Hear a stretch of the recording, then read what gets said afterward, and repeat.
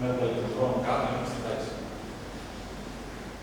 Λοιπόν, θέλει να ξεκινήσουμε. Σας είπαμε με θέσεις, είμαι ο διαχειριστής του ελληνικού σερβερ, το δίκτυο Brandmeister. Βέβαια, το τελευταίο καιρό στήσαμε και άλλα σερβερ.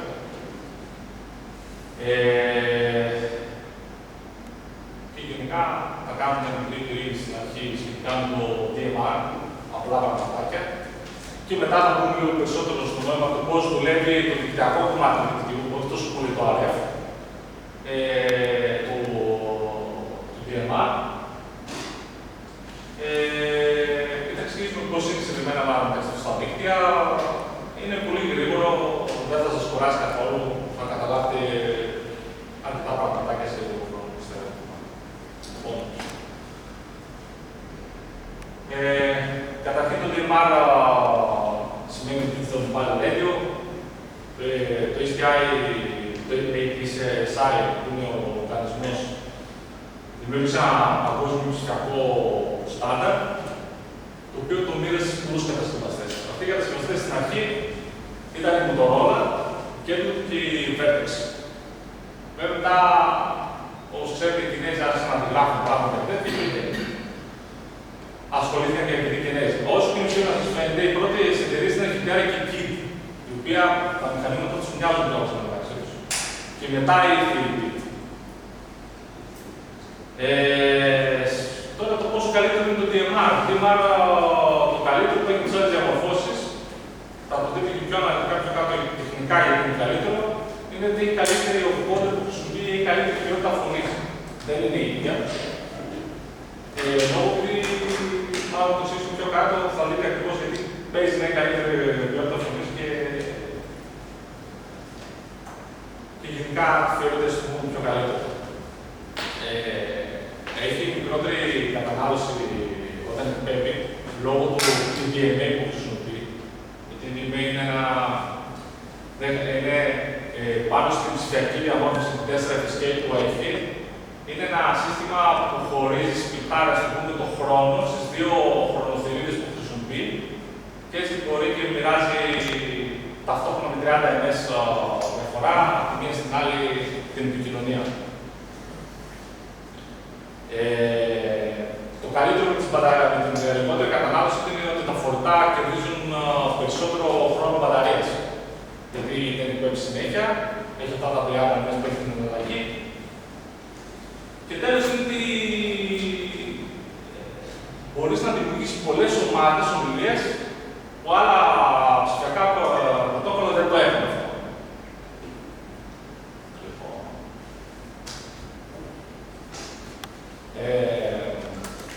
Το στάνταρα, γιατί δίνουν κάποιους αριθμούς η αρμόδια είναι αυτό το 102.361. Το τωρινό, δηλαδή, μάλλον έτσι πώς ξεκίνησε και πώς έχει φτάσει τώρα. Στην αρχή ήταν το DMR έχει ξεκινήσει να αντικαταστήσει κάποια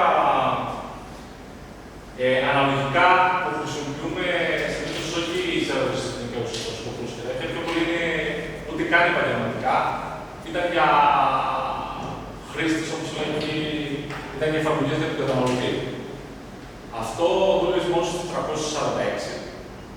Δεν είχε χρονοθυρίδες. Επειδή είναι FDMA, δεν είναι FDMA όπως είναι το DR2. Υπήρχαν μόνο φορτές συσκευές οι οποίες ήταν 500 mW. Όπως είναι τα 446 τα DMR που έχουμε, ήταν απλώς ψηφιακά. Υπάρχουν ακόμα στην αγορά. Δεν ήταν. Υπάρχουν ακόμα στην αγορά, απλά είναι ακριβά τα αγορά τόσο εύκολα. Στη συνέχεια έγινε το DR2 αυτό που ξέρουμε εμείς τώρα. Το αλλάξανε, το κάνανε DMA. Βάλαμε δύο χρονοθυρίδες για λόγω του DMA μπορούσαμε πια να σπιτάρουμε δύο χρονοθυρίδες, άρα εξυπηρετεί δύο ταυτόχρονες λύσεις στην ίδια συχνότητα. Και στους repeater καταφέρνουμε και βάλαμε δικτυακή υποδομή ώστε να μπορούν να επικοινωνούν μεταξύ τους. Αυτά ήταν επαγγελματικά μέχρι στιγμής που ξεκίνησαν αυτά, δεν είχαν μπει καν στο ευρωστικό κομμάτι. Τώρα πια έχει το DR3, το οποίο και αυτό είναι επαγγελματικό τελείως, δεν παίζει να υπάρχει ένα προσυστημικό ακόμα, γιατί είναι tracking αυτό το σύστημα, είναι λίγο διαφορετικό. έχει πολλαπλή διαβολοποίηση, δηλαδή έχει ένα κανάλι πιλότο και αυτές οι δύο χρονοθερίδες, μάλλον το χρήστη το πετάει στα ζευγάρια της χρονοθερίδες που πιστεύω αυτό ότι είναι ελεύθερες. Δηλαδή έχει ένα εύρος συντήρητο. Τα tracking συστήματα δηλαδή ξεκινάνε, δηλαδή μπορεί να ξεκινάει τους 431 που δεν είναι τώρα σας λέω βάσει της δικές μας να καταλάβετε και μπορεί να φτάνει μέχρι 435. Και όλα τις διάμεσες συχνότητες τις χρησιμοποιεί για να πετάει το ζευγάρι των χρηστών ώστε να έχουν πάντα διαθεσιμότητα και να μιλάνε. Και νομίζω ότι και αυτό έχει αρκετή διασύνδεση. Πια στο DMR Association, δηλαδή όλοι αυτοί που μαζεύτηκαν και δανείστηκαν τα τόκονα στα οποία είναι ελεύθερα για αυτούς, είναι αυτές οι εταιρείες. Πολλές πια. Δεν είναι μία. Όλες αυτές φτιάχνουν DMR μηχανήματα. Μέσα έχει κάποιες κινέζικες, όπως η HQ TAF, η Χιτέρα, η BFDX, είναι μεγάλες εταιρείες. Μπορεί να μην τα έχουμε στα μηχανήματα του, αλλά τα μηχανήματα είναι λίγο ακριβούτσικερα. Αυτό το τελευταίο από αυτό το και η Kirisou, η οποία και αυτή είναι μεγάλη κινέζικη εταιρεία. Τις άλλες τις ξέρετε, είναι πολύ γνωστές. Μια ωραία εταιρεία είναι η Radioactivity, είναι ιταλική. Δηλαδή, πιο κάτω κάνουμε μια ανάλυση για τα τεχνολογικά τα λεπτά και δεν είναι δικό του ουσία. Είναι πολύ διαφορετικά αυτά που σχέση με τα άλλα. Λοιπόν, τώρα πάμε στις τεχνικές λεπτομέρειες από το DMR και διαφορές που έχει τα άλλα σχετικά με το πρόγραμμα και αυτά που ξέρουμε στις ερωτήσεις, αλλά και άλλα που υπάρχουν στο υπόλοιπο.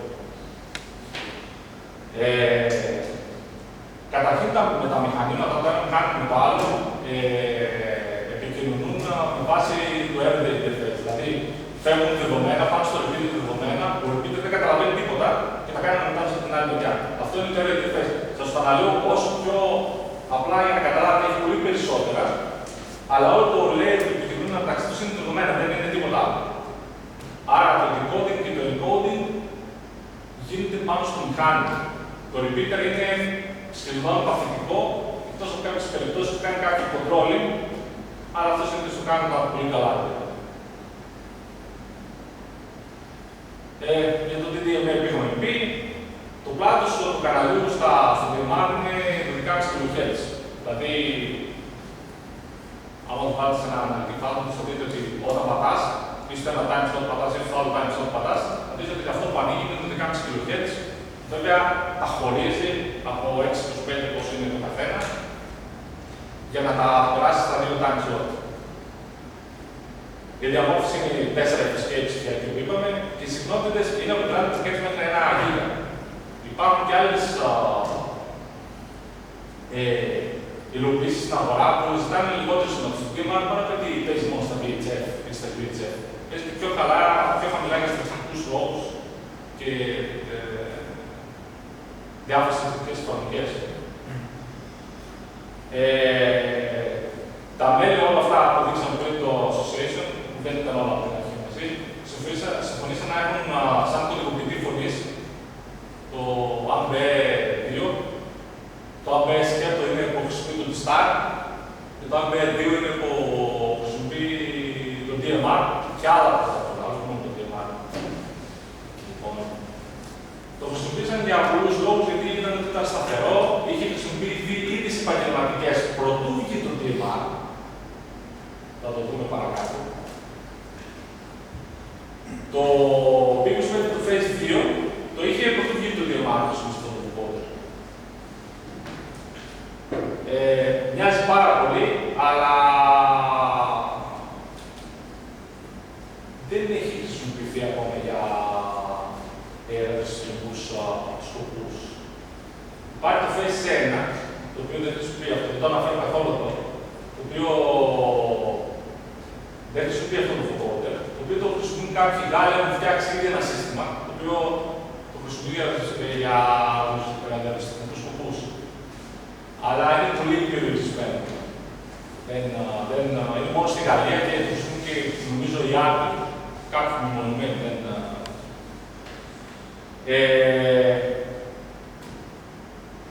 το DMR βλέπουμε ότι είναι TDMA τέτοιο, χρησιμοποιεί τον AMBER 2 τον encoder, έχει forward error correction, χρησιμοποιείται και για επαγγελματικό και για τέτοιο. Το D-Star χρησιμοποιεί GMScape και χρησιμοποιεί το παλιό το AMBER, αλλά εκτός από κάτω θεωρείται κάτι. Το Star δεν έχει error correction. Πάνω από ότι αυτά τα γράψει τις ιστορίες που κάνει όταν μιλάμε στο Star και που λέει ο Μαρτίνο δεν είναι γι' αυτό. Γιατί φέρνουν τα δεδομένα, αλλά δεν υπάρχει κάτι το οποίο να πει ότι τα φιλτράρω και ξέρω αν είναι σωστά ή δεν είναι σωστά τα δεδομένα. Είναι ωραίο, πρότυπο, είναι άκρως ρευστικό έτσι ώστε για να δείξει icon, αλλά δυστυχώς δεν έχει error correction και δεν ξέρω αν θα διορθωθεί ποτέ αυτό. Γιατί μερικοί περιμένουν ότι το Star θα διορθωθεί. Δεν νομίζω γιατί άμα πάει η icon και βάλει AMBER 2 encoder, δεν θα είναι σημαντικό τα προηγούμενα μηχανήματα. Άρα δεν ξέρω πώς θα συνεχίσουν να το χρησιμοποιούν. Εγώ δεν είμαι κατά το Star, όπως λέω ότι γίνεται. Έχει και μικρότερο έργος, έχει 6,25 και το χρησιμοποιούν μόνο για τις χρησιμοποιούς. Το Fusion, το Symfony της Gesso, έχει και αυτό το ίδιο υποκόντρο το DMR, άλλωστε ακούγεται όλοι φαντάζομαι ότι είναι στην μηχανήματα. Έχει ακριβώς την ίδια ποιότητα ήχου. Μόνο που είναι FDMA, δεν έχει δύο time slot. Έχει ένα time slot και από αυτό χρησιμοποιεί τα δικά του όλα και οχές, δηλαδή όλο το narrow path χρησιμοποιεί για να περάσει όλο το voice και το data structure που έχει. Και τέλος είναι κάτι άλλο που δεν είναι σημαντικό, είναι το IDAS και είναι δύο αυτά, είναι την Cyclone και το NXDN, είναι τη Sketchbook. Το οποίο αυτό το πρωτόκολλο δεν έχει προχωρήσει πάρα πολύ. Γενικά, αν το δείτε σαν λόγο του Guide Standard, δεν το έχει αμφισβητήσει σχεδόν κανένας.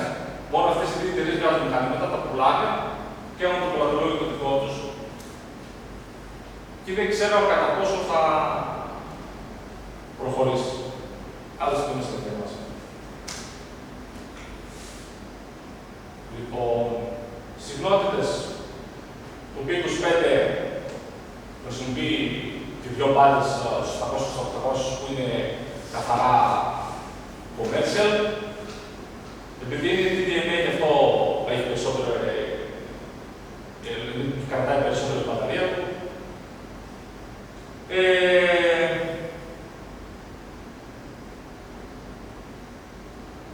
Λοιπόν, οι κατασκευαστές είναι και αυτοί αρκετοί στο P25, γιατί και αυτό το έχει περάσει με το Motorola. Παρόλο που είναι στη Motorola τέτοιο, είναι και αυτό λίγο προχωρημένο. Στο DMR πάλι τα ίδια, οι κατασκευαστές είναι 25 και τώρα πια επίσημη το association, όχι πια τη γράφουν και τέτοια. Το D-Star βλέπετε ότι είναι ένας, αν δεν είναι και δύο, έχει και του τώρα. Δεν έχει και του, δεν έχει κάνει. Το Gesso του Fusion είναι το ίδιο.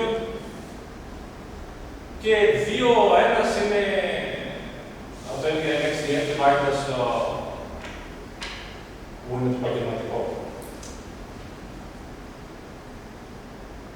Πώς μοιάζει μια DMR DMA κουμπί.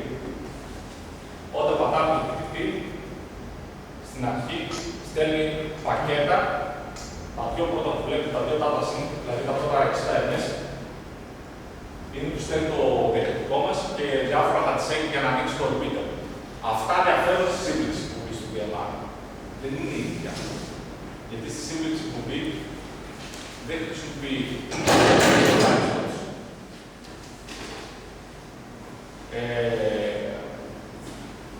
το επόμενο πακέτο που ακολουθεί είναι το voicing που έχει, δηλαδή πρέπει να συμφωνήσει η φωνή. Αυτό έρχεται από το repeater από τα προηγούμενα. Έρχεται κάποια εντολή η οποία αρχίζει και συμφωνήσει η φωνή και μετά από εκεί και πέρα αυτά τα διάμεσα που βλέπετε είναι τα 30 μέσα που κάνει για να που κάνει ανάμεσα στα δύο τάμεσα του πέρα, φέρνει μόνο το ένα, αλλά αν ήταν δεύτερο τάμεσα θα το είχε διάμεσα. Εννοείται ότι στο τέλος δεν φαίνεται το στο γράφημα, στο βάθος του χρόνου, του time, υπάρχουν και τα τερματισμού. Δηλαδή που είναι ο τερματισμός της κλήσης, τα οποία είναι πάλι ίδια. Δηλαδή στέλνει το ίδιο, στέλνει ένα πακέτο τερματισμού και τερματίζει την κλήση. Αυτά τα πακέτα, αν τα χάσεις στο DMR, μένει ανοιχτοποιητική. Έχει ένα κακό. Στα κινέζικα σίγουρα. Στα πιο καλύτερα έχουν φτιάξει πιο μεγαλύτερες μηχανές που λύνουν αυτό το πρόβλημα που δεν το κάνουν.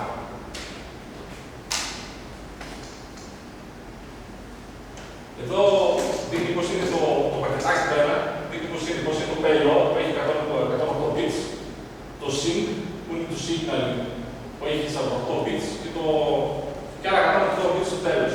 Όλα αυτά είναι το slot που εκπέμπει εκείνη τη στιγμή. Έχει αρκετά δεδομένα, είναι πολύ προχωρημένο, δεν είναι σαν τα άλλα όλα. Επειδή ήταν και επαγγελματικό, έχει πάρα πολύ τεχνολογία πάνω. Είναι μια σύγκριση με το αναλυτικό, όταν πατάς να μιλήσεις, την τρως όλη την μπάλα, όλο το εύρος, ενώ το άλλο αρχίζει και σε αυτό το εύρος μπορεί να εξυπηρετεί ένα 30 ημέρες στο κάθε time slot. Τώρα, αποτέλεσμα από όλα αυτά, σε σχέση με τα άλλα, είναι ότι έχει εξάλληψη περίοδου γονίμων και προβλημάτων στη φωνή, στο αρεύω. Μιλάμε τώρα. Γιατί εμάς μας ενδιαφέρει πώς παίζει στο δίκτυο με τα hotspot και αυτά. Αλλά αυτό είναι αποτέλεσμα στο RF. Στο RF είναι πολύ δύσκολο να έχει τα ίδια προβλήματα που έχει το T-Star ή κάποιο άλλο πρωτόκολλο. Έχει καλύτερη εμβέλεια και ο μηχανισμός επιδιόρθωσης σφαλμάτων αλλάζει και κάνει κοινικό έργο περιορισμού στον ήχο. Δηλαδή διορθώνει πάρα πολύ τον ήχο και ρυθμίζει το vocodeur ώστε να μην ακούσει, άμα δείτε καμιά φορά να έχετε ακούσει, μειώνει την ποιότητα του ήχου. Είναι επειδή έχει αυτό το κοινικό έργο πληρονασμού. Πάλι σαν να πρωτόκολλα δεν υπάρχει. Υπάρχει μόνο στο DMR. Δηλαδή, άμα πιάσει ένα λεπτό να πιάσει μια επικοινωνία, ένα σταθμό βάση που είναι πολύ χαμηλή, θα δείτε ότι θα τηρήξει την ποιότητα του ήχου. Πάρα πολύ. Όχι θα τηρήξει δεν θα ακούγεται. Θα τηρήξει σε ποιότητα, δεν θα ακούγεται καλά. Λοιπόν, Μιχάλη, αυτό είναι το πρώτο μέρος. Το περάσαμε 2 λεπτά. Το σταματάμε. Σταματάμε. Κάνουμε διάλειμμα. Κάνουμε διάλειμμα. Οκ, εντάξει.